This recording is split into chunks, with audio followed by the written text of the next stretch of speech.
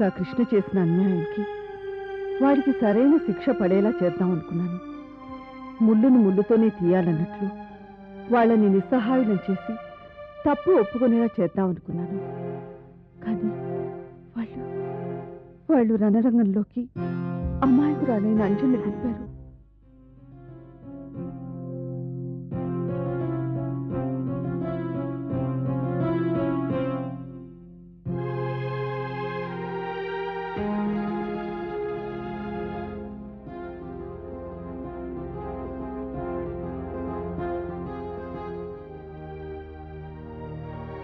రాజీ, నువ్వు చెప్పింది నిజమేనే.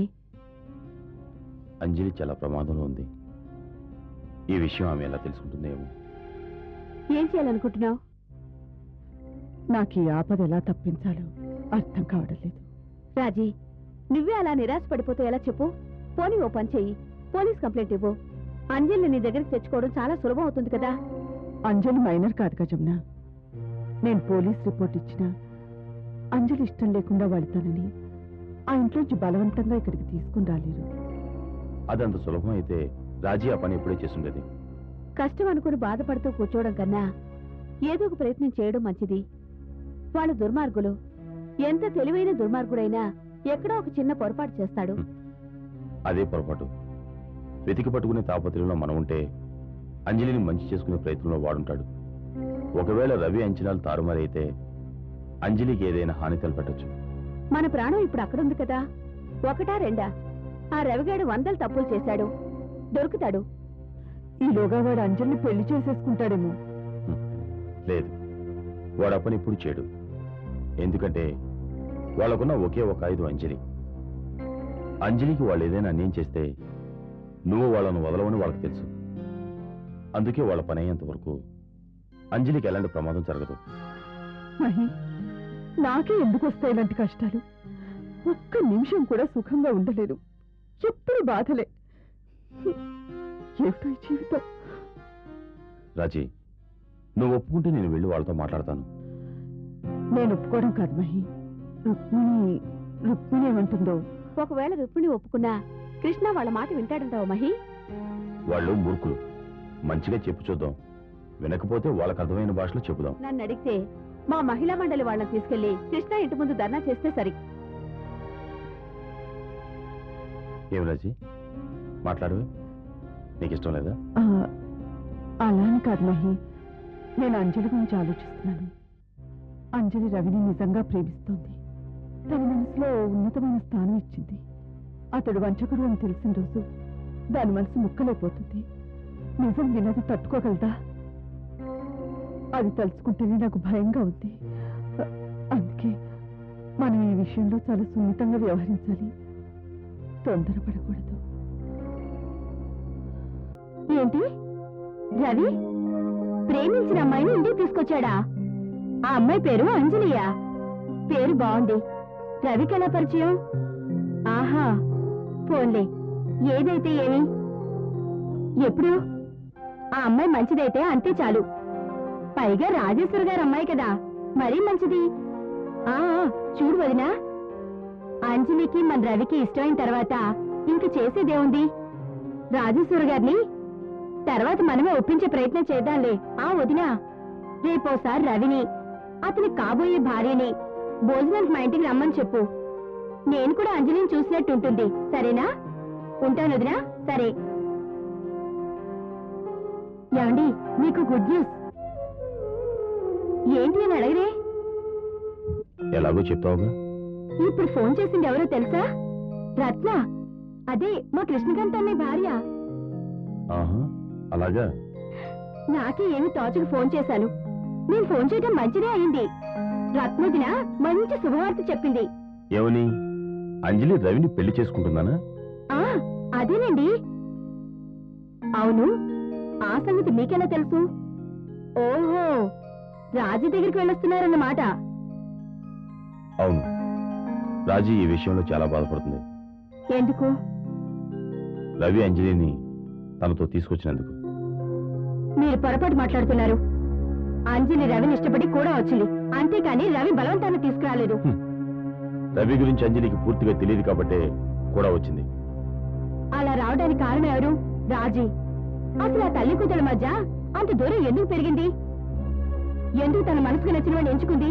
అంజలి రాజీని పూర్తిగా అర్థం చేసుకోలేదు కాబట్టి ఇలాంటి తొందరపాటు నిర్ణయాలు తీసుకుంటాయి. మీరు ఎప్పుడు అంతే, ఆ రాజీని వెనకేసుకొస్తారు. రాజీ గురించి నీకు పూర్తిగా తెలీదా? నాకెలా తెలుస్తుంది? మీ నాన్నగారిని నిన్ను కలపడానికి ఎంత తపన పడిందో నువ్వు మర్చిపోయావా? అందువల్ల నాకెంత మేలు జరిగిందో, ఆ రాజీకి ఎంత మేలు జరిగిందో నాకు బాగా తెలుసులేండి. రుక్మి, నువ్వేం మాట్లాడుతున్నావు? మీ ఇద్దరిని కలిపినందుకు రాజీకి మేలు జరిగిందా? కాదా? మా నాన్నగారి యావదాస్తి ఆ రాజీ పాలు కాలేదా? రుక్మి, ఎంత మూర్ఖంగా మాట్లాడుతున్నావో తెలుసుందా? మూర్ఖత్వం ఎవరిదో ఒక్కసారి ఆలోచించండి. రాజీని గుడ్డిగా నమ్మేసి ఆమెం చెప్తే అదే మంచి అనుకోవటం తప్పు. ఓహో, ఆ కృష్ణ వాళ్ళు చెప్పింది మాత్రమే మంచి అనుకోవడం గొప్పతనమా? నిప్పులేని పొగరాదు కదా. పైగా ఆ డబ్బు కోసం మా వాళ్ళని ఎన్ని కష్టాలు పెట్టిందో మీరు మర్చిపోయారా? వాళ్ళ గతంలో నీకు జరిగిన అవమానాలు గుర్తెచ్చుకో.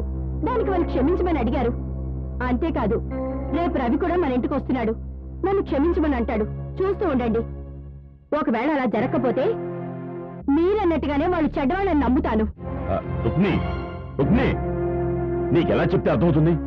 నిన్ను మోసం చేసి నీ ఆస్తి లాక్కోవాలని చూస్తున్నారు. నీకెలా చెప్పాలి?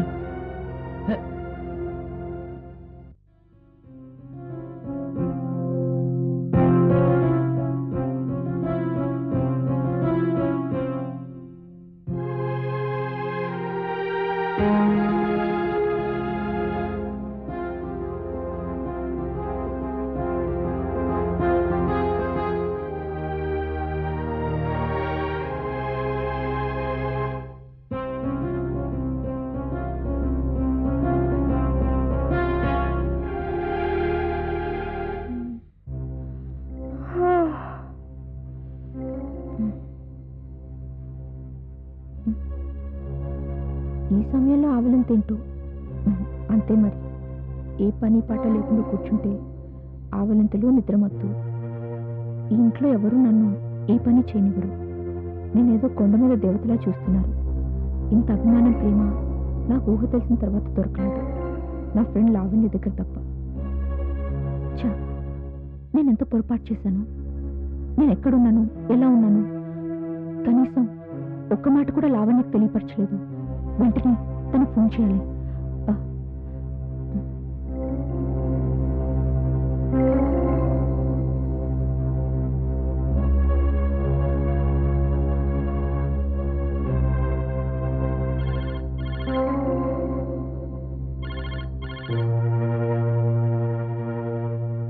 హలో హలో, ఎవరు? హలో హలో హలో, లావణ్య, నేను. ఎవరు? అంజు? అంజలి నువ్వా? అవును, నేను అంజలినే మాట్లాడుతున్నాను. ఎక్కడున్నావే అంజలి? ఎలా ఉన్నావు?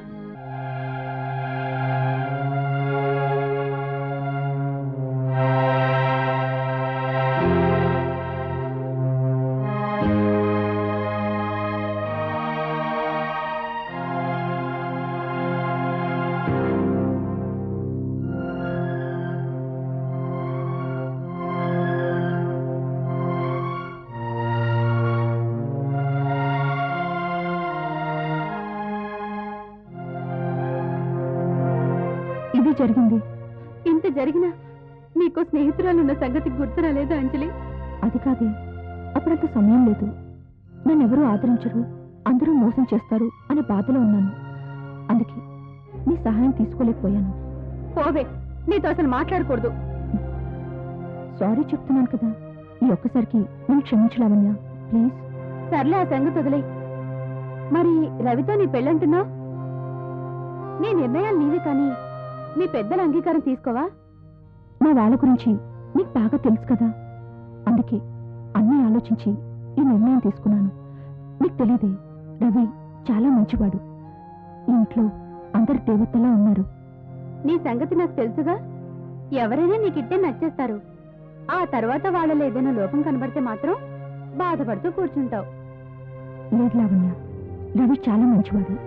మన జీవితాంతం పువ్వులో పెట్టుకుని చూసుకుంటాడు. సర్లేవే, నీ ఇష్టం. ఆ మాట ఫోన్లో కాదు, ఇక్కడికొచ్చి చెప్పు. నిశ్చితార్థ ముహూర్తం పెట్టగానే నీకు మళ్ళీ ఫోన్ చేస్తాను. తమరు స్వయంగా వచ్చి మమ్మల్ని ఆనందపరచండి. ఓకే, నేను రెడీ. వచ్చేస్తానుగా నీ రవిని టెస్ట్ చేస్తానులే. టెస్ట్ల పేరుతో రవిని విసిగిచ్చావంటే చంపుతాను. పండో పని నీకు ఇక్కడ గన్నయ్యగాని చూస్తాను.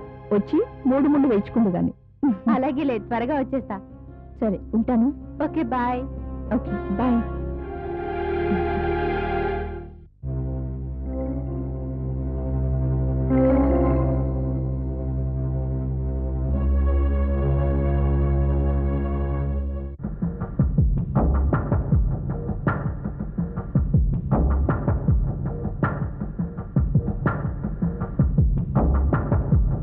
తీసుకో.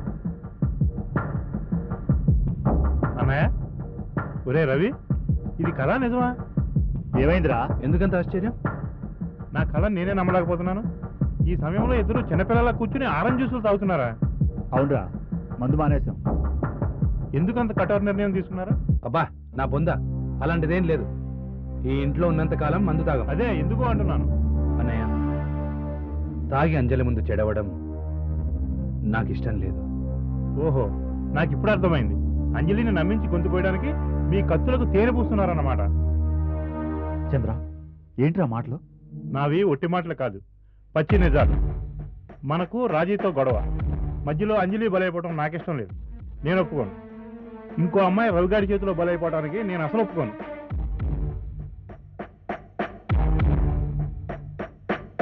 చిన్ననయ్య, నువ్వు నన్ను ఇంకా అర్థం చేసుకోలేదా? నిజమే, నేను చాలా మంది అమ్మాయిల జీవితాలతో ఆడుకున్నాను. కానీ అది ఒకప్పుడు.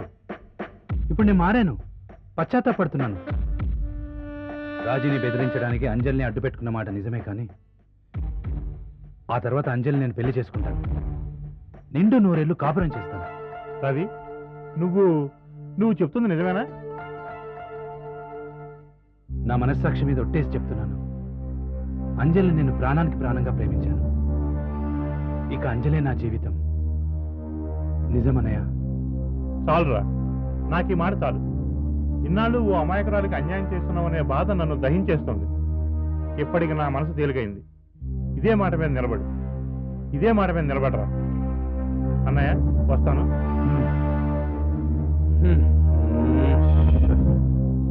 పాపం అమాయకుడు, ఎమోషన్స్ కంట్రోల్ చేసుకో.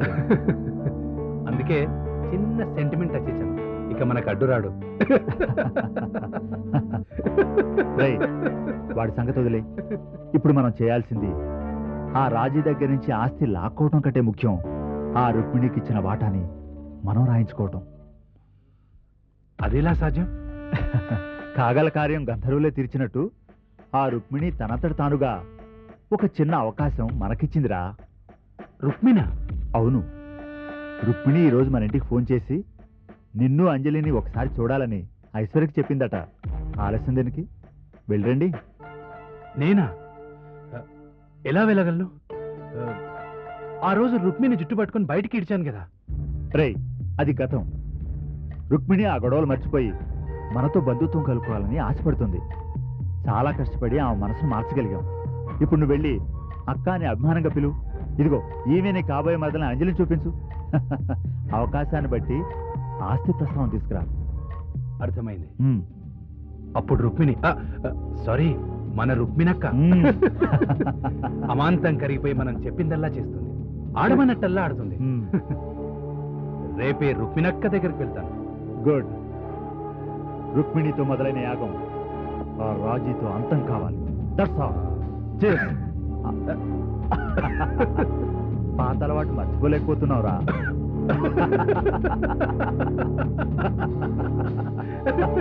రవి, నీలాగే రుక్మిణి వదిన కూడా చాలా ఆప్యాయంగా ఉంటాం.